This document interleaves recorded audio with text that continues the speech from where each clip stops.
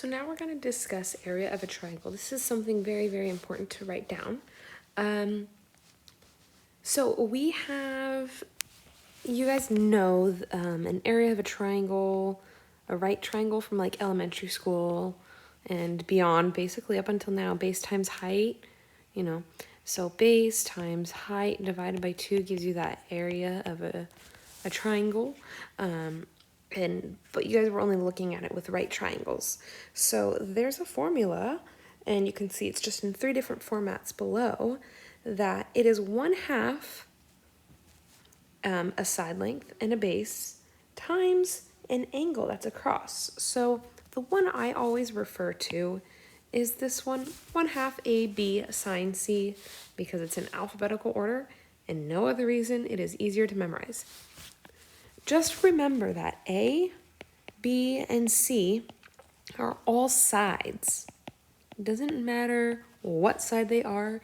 You're going to get into homework problems where they're going to be labeled X, Y, and Z. You're just going to need to understand how to figure it out. Capital A, capital B, and capital C are all angles. So when you see a triangle, you will be given possibly 2 sides and a disconnected angle.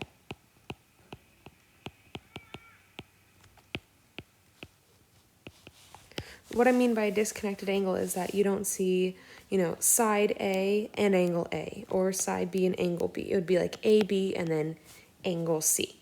So we're going to get into applying this concept.